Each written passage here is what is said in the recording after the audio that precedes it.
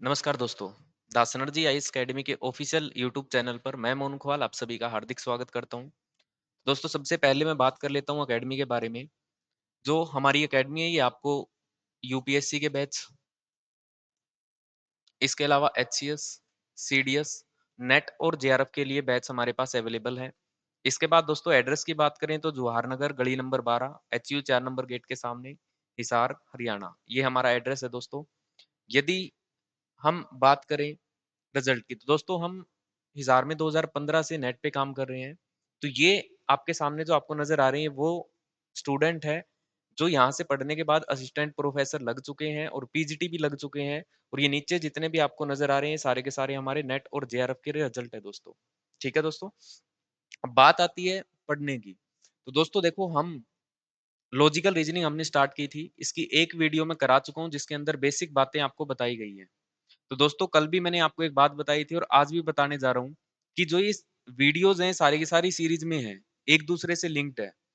कल भी मैंने आपको बताया था लॉजिकल रीजनिंग में सबसे पहली चीज आपको जो पढ़नी है इसके अंदर वो पढ़ना है साइलोलिज्म। दोस्तों इसकी वीडियो जो फर्स्ट पेपर यूजीसी नेट के नाम से आपका फोल्डर बना हुआ है प्लेलिस्ट का, उसके अंदर मिल जाएगी आपको। बाकी डिस्क्रिप्शन में नीचे लिंक भी मिलेगा। उसके बाद आपको इसमें पढ़नी है सेकंड वीडियो जो आप लॉजिकल रीजनिंग वन है, इस नाम से आपको वीडियो मिलेगी दोस्तों। तो ये आपको सीरीज में पढ़नी है और आज आपकी आ रही है लॉजिकल रीजनिंग टू। दोस्तों ये इस बात की मैं आपको गारंटी देता हूं कि आपका अभी तक मुझे नहीं पता आपके क्वेश्चन कैसे सही हुए, गलत हुए, या गलत हुए किन कारणों से हुए। दोस्तों आज के बाद आपका क्वेश्चन है वो गलत नहीं होगा, ये डेफिनेटली बात है। और ये जो आपको एक सीरीज में चीज प्रोवाइड करवा दी है तो ये सारी की सारी आपको एक सीरीज के अंदर ही देखनी है ताकि चीजें एक दूसरे से जुड़ी हुई हों। अब दोस्तों साइलोलिज्म आपका पढ़ना बहुत जरूरी है इस चैप्टर के लिए, यदि आपको ये यूनिट करनी है तो कंप्लीट।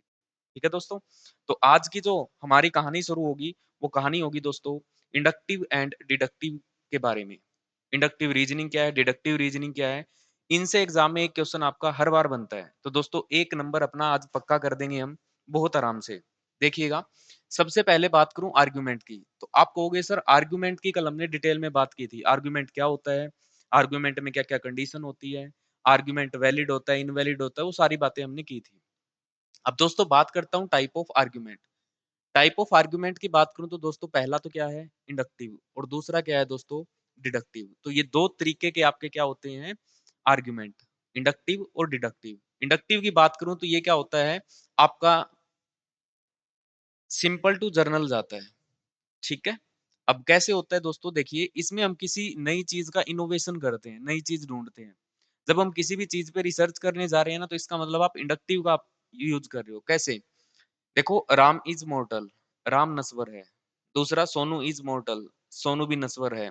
अनिल इज मॉर्टल, अनिल भी नश्वर है। तो क्या लिख दिया हमने, ऑल मैन आर मॉर्टल, कि सारे के सारे लोग क्या है वो नश्वर है। इसी के अलावा दोस्तों और बात बताता हूँ, आप कहीं घूमने गए हो बाहर, मान लीजिए मैं शिमला चला गया। शिमला गया तो मैं वहां के दो व्यक्तियों से मिला। पहला व्यक्ति भी था वो अच्छा नहीं था, दूसरा व्यक्ति था वो भी अच्छा नहीं था। तो मैंने दिमाग में क्या बात बना ली कि शिमला के सारे ही लोग बेकार हैं, है ना। तो दोस्तों ये जो चीज है ना, ये चीज जो आप कर रहे हो ये क्या है आपकी इंडक्टिव, जिसमें आप नई चीज ढूंढने का काम कर रहे हो, इनोवेशन का काम कर रहे हो। ठीक है, अब ये बात जरूरी नहीं है शिमला के लोग बेकार है, नहीं। वो आपने उन चीजों को सिर्फ दो को देख के ही आपने वो बात बोल दी कि ये सारे के सारे लोग क्या यहाँ के बेकार। तो बस बात यही है, ऐसा होता नहीं है कहीं भी। बस जब हम कोई भी चीज करते हैं तो कई बार वो चीज ठीक हो जाती है और कई बार गलत होती है। आपने देखा दिल्ली चले गए आपने, आपने देखा कोई लड़की सिगरेट पी रही है, आपने और देखा दूसरी लड़की पी रही है, फिर आपने क्या एक चीज बना दी कि सारी की सारी लड़कियां सिगरेट पीती है। तो ऐसा दोस्तों नहीं होता और हो भी जाता है। क्या होता है, यदि आपकी ये परिमाइस है, ये यदि ये ट्रू है ना दोस्तों, तो जो आपका कंक्लूजन है वो भी ट्रू हो जाता है, यदि ट्रू है तो। अब देखो दोस्तों ये सारी बात ट्रू है, राम भी मरेगा, अनिल भी मरेगा, सोनू भी मरेगा और सारे के सारे व्यक्ति हैं वो मरेंगे, सीधी सी बात है। तो ये बात देखो ये ट्रू है तो ये भी क्या है ट्रू। हमने दूसरी बात अभी बात की कि जो दिल्ली में सारी लड़कियां हैं वो क्या करती हैं, स्मोक करती है। तो ये बात क्या है, फॉल्स। अब मैंने तो दो तीन को देखा है, उन दो तीन के बेस पे मैंने क्या दे दिया कंक्लूजन। तो दोस्तों ये भी क्या होगा आपका फॉल्स। तो ये बात आपको ध्यान रखनी है। जो यदि मैं बात करता हूँ इंडक्टिव अप्रोच के अंदर, यदि आपकी प्रीमाइस है वो सारी की सारी ट्रू है, तो आपका कंक्लूजन ट्रू होता है, और यदि वो फॉल्स है तो आपका कंक्लूजन भी क्या हो जाता है, फॉल्स। उम्मीद करता हूँ दोस्तों इंडक्टिव के बारे में आपको बात समझ में आई होगी। अब आते हैं डिडक्टिव की ओर। डिडक्टिव में क्या होता है दोस्तों, डिडक्टिव में कोई थ्योरी होती है आपकी, पहले ही थ्योरी बनी होती है, और उस थ्योरी को हम वेरिफिकेशन करने का काम करते हैं, वेरीफाई करते हैं सिर्फ हम। ठीक है, कैसे? जैसे इसमें लिखा हुआ है ऑल मैन आर मोर्टल, सारे के सारे मैन है वो नश्वर है। अब पहला मैंने क्या ले लिया, राम भी मोर्टल है, श्याम भी मोर्टल है, और अनिल भी मोर्टल है। आप कितनी भी चीजें यहाँ लिखो, सिर्फ क्या कर रहे हैं वो जो थ्योरी है, जो आपने जर्नल सी बात कही है, इस बात को क्या कर रहे हैं, सिर्फ वेरीफाई करने का काम कर रहे हैं। तो बात ये ध्यान रखनी है, ये इससे थोड़ी-सी अलग है, जो इसके अंदर इसकी वैलिडिटी होगी तो आप कहोगे 100% ट्रू होगा। बट इसमें यदि मैं बात करूँ इंडक्टिव के अंदर, तो यहाँ पे आपको पॉसिबिलिटी नज़र आती है। यहाँ पे बात हमेशा आपकी क्या होगी, ट्रू। क्यों? क्योंकि दोस्तों वो चीज़ पहले क्या बन चुकी है, एक थ्योरी बन चुकी है, और यहाँ पे हम क्या करते हैं, एक थ्योरी बनाने का काम करते हैं, दोनों के अंदर डिफरेंस आपको नज़र आएगा। ठीक है दोस्तों? उम्मीद करता हूँ ये बात आपको बिल्कुल क्लियर होगी। बढ़ते हैं हम हल्के से आगे, अभी बहुत कुछ है इनमें। एक-एक पॉइंट आपका आराम से क्लियर होगा, देखिए। सबसे पहले बात करूँ, आपके पास 2 होती है, एक तो हम जाते हैं पर्टिकुलर टू जर्नल, और एक होता है जर्नल टू पर्टिकुलर, ठीक है? पर्टिकुलर से जर्नल की तरफ जब हम बढ़ते हैं तो इसको बोलते हैं हम इंडक्टिव, और इसमें हम क्या चीज़ करने का काम करते हैं, तो कोई चीज़ इनोवेशन का काम करते हैं, कोई चीज़ नई ढूँढने का काम करते हैं, या फिर थ्योरी बनाने की बात हम करते हैं, ठीक है? और जब कोई जर्नल सी बात बोल के हम पर्टिकुलर पे जाएँ, मतलब उसको वेरीफाई करने की बात कर रहे हो आप, तो मतलब ये क्या है आपकी डिडक्टिव। तो यहाँ पे थ्योरी को हम वेरीफाई करते हैं सिर्फ। ठीक है? यही बात मैंने आपको पीछे बताई है। जब आप पर्टिकुलर टू जर्नल आओगे, मतलब बातें लिख-लिख के और उसपे कोई थ्योरी बनाते हो, तो वो क्या है आपका इंडक्टिव, और जब आपके पास कोई थ्योरी बनी हुई है उसी को वेरीफाई करते हो, तो वो क्या होता है आपका डिडक्टिव। ठीक है दोस्तों? देखिए बढ़ते हैं आगे। लीजिए, अब इंडक्टिव और डिडक्टिव की चीज़ों को हम बिल्कुल अच्छे से पढ़ेंगे। देखो सबसे पहले इंडक्टिव की जब मैं बात करूँ, तो सबसे पहले आप ऑब्जर्व करते हो। ऑब्जर्व, ऑब्जर्व का मतलब क्या है दोस्तों? मैंने देखा, कोई भी चीज़ लगा लो, मान लो आपने एप्पल देखा, आपने एप्पल को देखा, एप्पल है वो पेड़ से टूट के नीचे गिर रहा है, ठीक है? तो पहली बात ये हमारे समझ में आ गई, पहले हमने ऑब्जर्व किया, फिर मैंने देखा और चीज़ों को, ऊपर से कोई भी चीज़ फेंक रहे हैं तो सारी की सारी कहाँ आ रही है? नीचे। तो दोस्तों फिर मेरे को उसके अंदर क्या नज़र आया? आप कहोगे सर पैटर्न। मेरे को एक पैटर्न नज़र आया कि कोई भी चीज़ मैं जब ऊपर से फेंक रहा हूँ, सारी की सारी नीचे की तरफ जा रही है। फिर मैंने एक हाइपोथेसिस बनाई, हो सकता है इसके अंदर कुछ ना कुछ बात हो, ऐसा तो है नहीं कि हर चीज़ वैसे ही आ रही है, तो मेरी एक हाइपोथेसिस बनी, और उस हाइपोथेसिस को मैंने चेक किया, तो मेरी वहाँ से एक मैंने क्या निकाल दी, एक थ्योरी, क्या? कि कोई भी चीज़ यदि आप ऊपर से फेंकोगे तो सारी की सारी नीचे आएगी, कारण क्या? तो कारण आप लिखोगे ग्रेविटी, कि धरती के अंदर क्या है? ग्रेविटी है दोस्तों, ठीक है? तो ये बात आपको ध्यान रखनी है, इसी तरीके से जो ग्रेविटी का रूल है दोस्तों, वो रूल बनाया गया। इसके अलावा एक बात और करता हूँ, देखो मैंने क्या किया, मैं दिल्ली गया तो मैंने देखा यहाँ पे लड़के हैं रोड पे शराब पी रहे हैं, ठीक है? फिर देखा पैटर्न, देखा हर जगह ही है क्या ऐसा? मैंने अलग-अलग जगह जाके देखा, लेकिन मैं इसी जगह गया कि वहाँ सारे के सारे मेरे को पीते हुए मिले। फिर मैंने एक हाइपोथेसिस बना लिया, क्या? कि यहाँ के सारे लड़के क्या करते हैं? शराब पीते हैं। तो ये मेरी एक क्या बनती है? थ्योरी। तो इस तरीके से बनती है दोस्तों, इसी को हम बोलते हैं बॉटम टू अप अप्रोच। ये बात आपको ध्यान रखनी है। ठीक है? अब यहाँ पे आप क्या कर रहे हो? एक थ्योरी बनाने का काम कर रहे हो दोस्तों। लेकिन जब मैं इसकी बात करूँ, देखिएगा, सबसे पहले यहाँ पे होगी थ्योरी। जैसे मैं लगा लेता हूँ ग्रेविटी की थ्योरी है। ग्रेविटी की थ्योरी में हाइपोथेसिस बनाई, क्या ये बात सही है? चेक करूँगा मैं इसको। कैसे चेक करूँगा? तो पहले क्या करूँगा? ऑब्ज़र्व करूँगा चीज़ों को। कैसे? कि जो इस थ्योरी में लिखा हुआ है वो सही है या नहीं है? कैसे? कि ऊपर से कोई भी चीज़ फेंकी जा रही है क्या नीचे आ रही है? मैं उस चीज़ को चेक कर रहा हूँ, ऑब्ज़र्व कर रहा हूँ। और ऑब्ज़र्व मैंने किया तो मेरे को मिला कि हाँ, सारी की सारी बात वही है। तो दोस्तों मैंने लास्ट में उस चीज़ को क्या कर दी? कन्फर्मेशन दे दी। ठीक है? तो हम यहाँ पे थ्योरी को वेरीफ़ाई करने की बात करते हैं, और यहाँ पे हम किसी भी थ्योरी के लिए नई थ्योरी बनाने का काम करते हैं। बस ये दोनों में फ़र्क है। इंडक्टिव का मतलब थ्योरी बनाना, डिडक्टिव का मतलब किसी भी थ्योरी को कन्फर्मेशन करना या उसको वेरीफ़ाई करना। ठीक है? और इसी को हम बोलते हैं दोस्तों टॉप टू डाउन अप्रोच। उम्मीद करता हूँ बात आपको समझ आ रही है। मैं जितनी भी चीजें यूज कर रहा हूँ ना, ये जितने भी एग्जाम्पल यूज कर रहा हूँ दोस्तों, ये सिर्फ इसलिए कर रहा हूँ ताकि चीजें आपको समझ में आ जाए।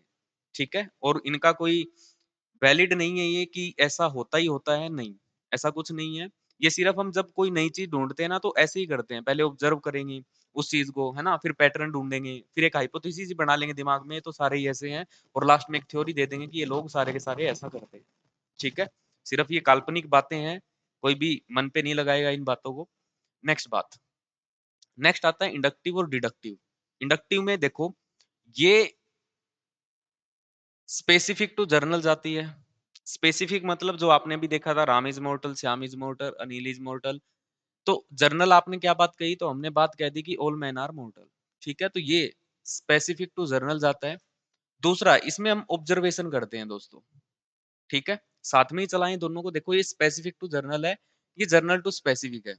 यदि इंडक्टिव की स्टार्टिंग की बात करूं, तो यहाँ पे एक चीज ध्यान रखनी है, स्टार्ट कहाँ से होता है, एग्जाम्पल से।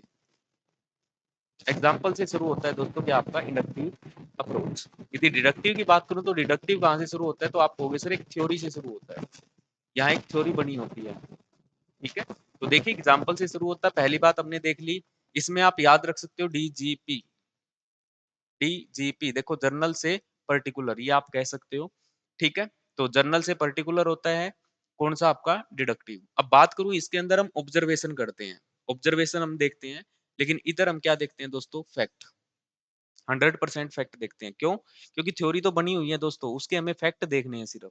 ठीक है, नेक्स्ट इसकी बात करूं वैलिडिटी की। वैलिडिटी जब मैं इंडक्टिव की बात करता हूं, तो दोस्तों मैंने अभी थोड़ी सी देर पहले आपको बताया था, यदि प्रीमाइस आपकी ट्रू है, तो कंक्लूजन भी कैसा हो जाएगा, ट्रू।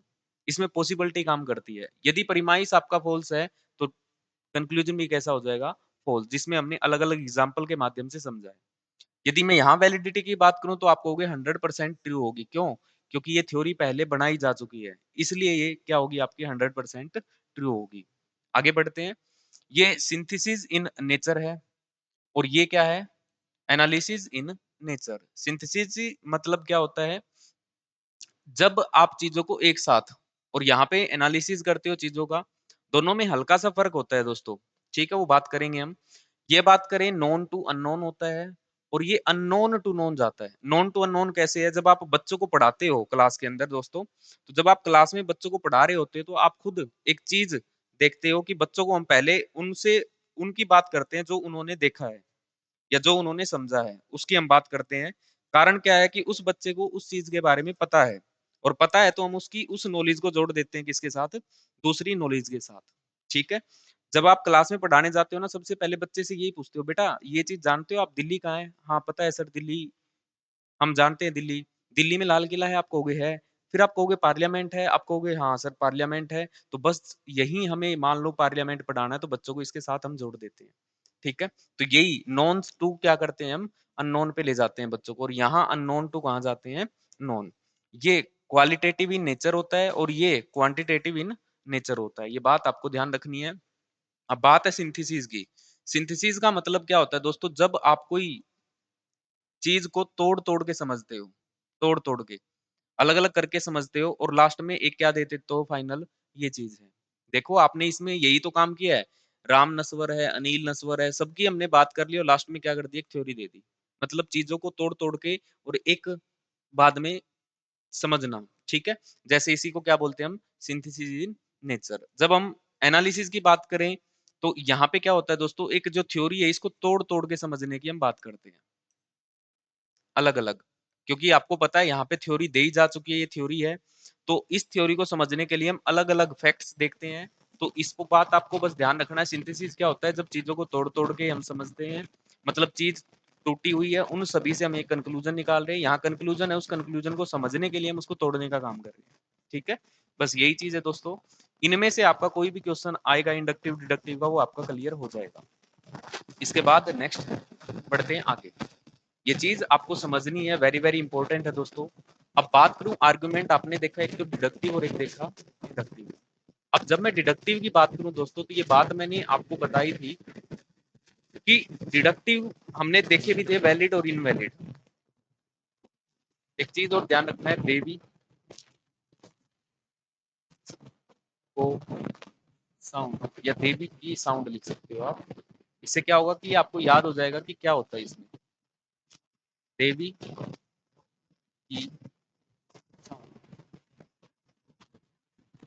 अब देखो दोस्तों इसके अंदर ये जो आपने लिखा है ये क्या है, डिडक्टिव। डिडक्टिव बात करूं वैलिड होता है और क्या होता है, इनवैलिड। और साउंड की बात करूं तो क्या होती है, साउंड। तो इससे एक निमोनिक्स हो गया आपका, जो क्या होता है एक डिडक्टिव को याद करने का तरीका। क्या है, डीई का मतलब क्या हो गया, डिडक्टिव। बी का मतलब क्या होता है, वैलिड। आई का मतलब क्या होता है, इनवैलिड। साउंड का मतलब क्या होता है, साउंड होता है और अनसाउंड होता है। दोस्तों जब आपने ये चीज चेक की, मैंने स्टार्टिंग में भी करवाया, कल वाली वीडियो में देखना जरूर, कोई चीज वैलिड है या इनवैलिड है, इन दोनों चीजों को हम चेक किससे करते हैं, तो हम चेक करते हैं वेन डायग्राम से।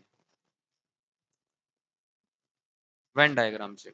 ये चीज मैं आपको कल बहुत अच्छे से करवा चुका हूँ, आप पहले वाली वीडियो देखिएगा। यदि वो वेन डायग्राम के अकॉर्डिंग सही है तो वो क्या है, वैलिड। और सही नहीं है तो वो क्या है, इनवैलिड। तो पहली बात तो ये वैलिडिटी चेक हम कल कर चुके हैं। आगे बढ़ते हैं अब। यदि वो इनवैलिड है तो दोस्तों डायरेक्ट बात यही है कि वो अनसाउंड है, वो आपको देखने की जरूरत नहीं है। लेकिन जब मैं इधर आता हूँ साउंड की और अनसाउंड की बात, तो दोस्तों कोई भी चीज यदि रियल लाइफ में पॉसिबल है, आपको ध्यान रखनी है, रियल लाइफ, यदि रियल लाइफ में सही है तो वो क्या हो जाएगा आपका, साउंड। और यदि रियल लाइफ में वो चीज सही नहीं है, रियल लाइफ, तो वो क्या हो जाएगा दोस्तों आपका, अनसाउंड। ये बात आपको ध्यान रखनी है। ठीक है, एक बार फिर से देखिए। डिडक्टिव की बात करूं, डिडक्टिव आर्ग्यूमेंट की जब हम बात करते हैं या तो वैलिड होगा या फिर इनवैलिड होगा। वैलिडिटी हम चेक किससे करते हैं, ये बात आपको ध्यान रखनी है, वेन डायग्राम से। अब वैलिडिटी की जब हम बात करें, वैलिडिटी हमने चेक कर ली, यदि वैलिडिटी सही है तो दो ऑप्शन और खुलते हैं दोस्तों, या तो वो साउंड होगा या फिर अनसाउंड होगा। अब साउंड और अनसाउंड कैसे चेक करते हैं, तो आप कहोगे यदि वो चीज रियल लाइफ के अंदर सही है तो इसका मतलब वो क्या है, साउंड है। यदि वो चीज रियल लाइफ में सही नहीं है तो इसका मतलब वो क्या है, अनसाउंड। और इनवैलिड है वो अपने आप में क्या हो जाता है दोस्तों, अनसाउंड। ये बात आपको ध्यान रखनी है।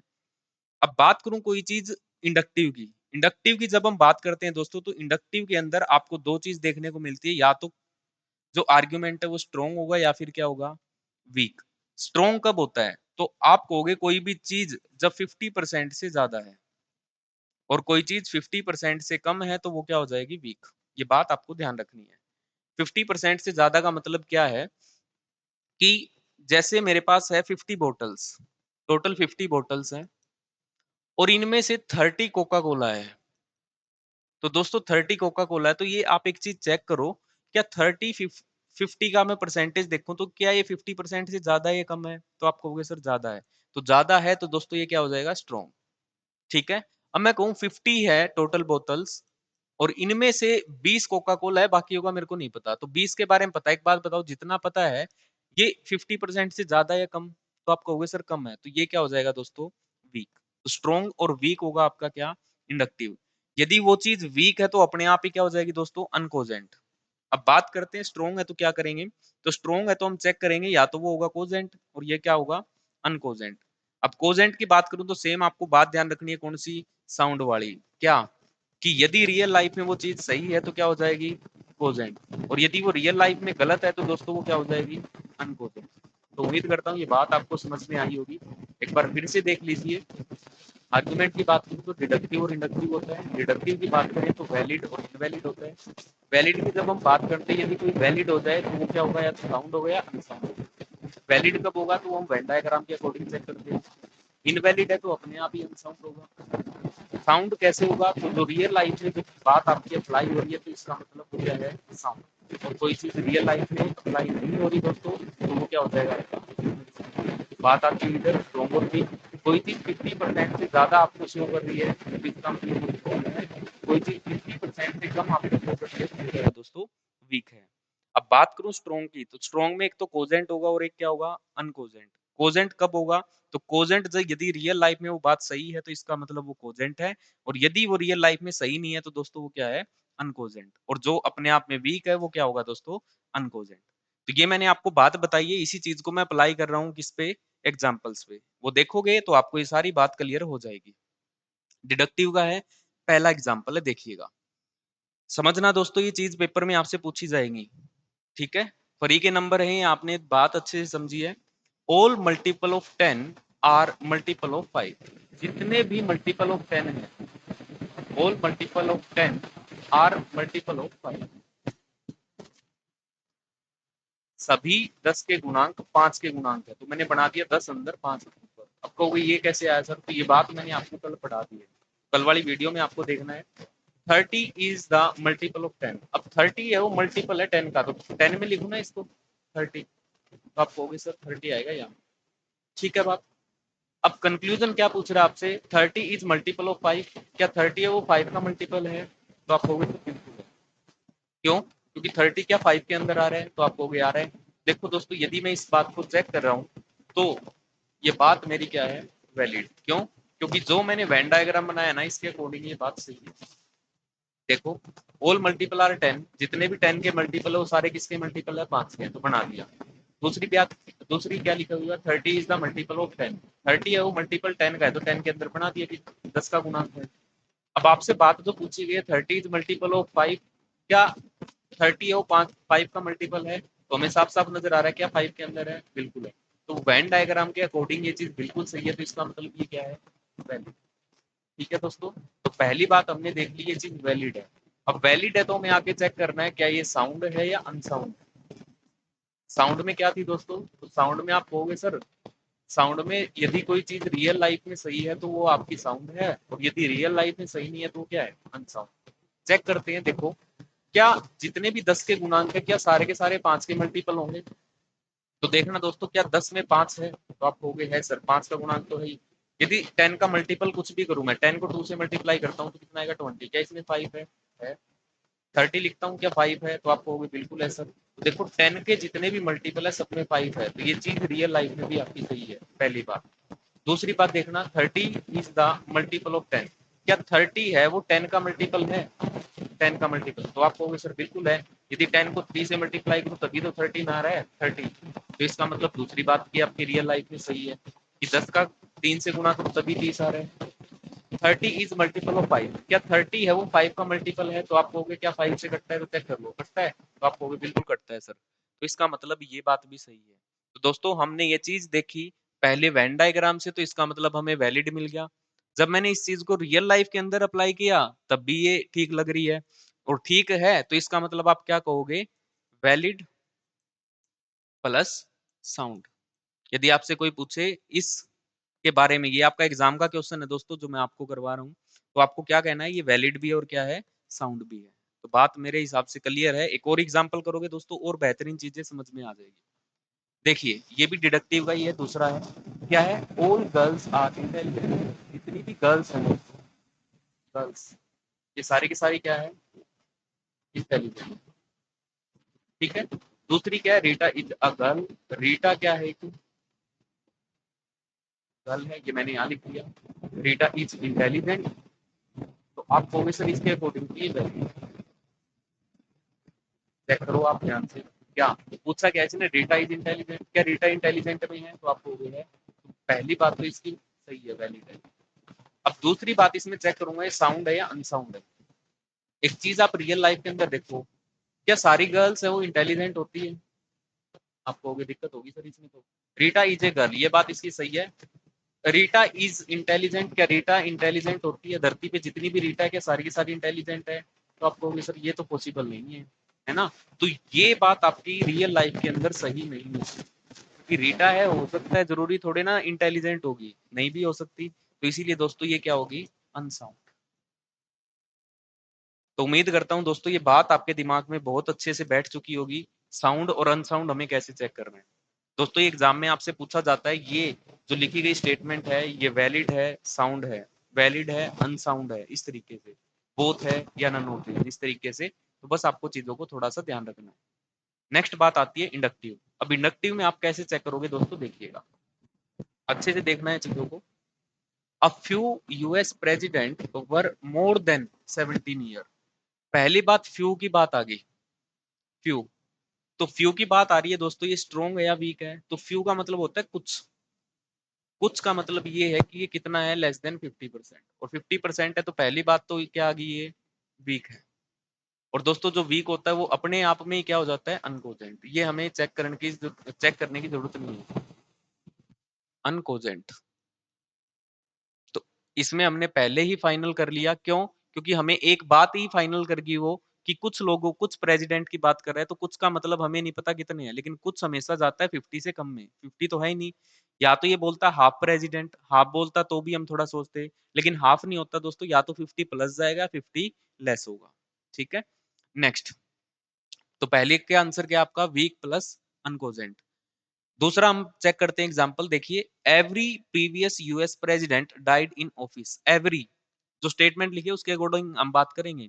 स्टेटमेंट यदि ट्रू है तो ये भी ट्रू हो जाएगा, यदि ये फॉल्स है तो ये भी फॉल्स हो जाएगी। बात ध्यान रखना, जो हमने इंडक्टिव की बात की थी, तो यहाँ ये फॉल्स थी तो इसका मतलब ये भी गलत होगी।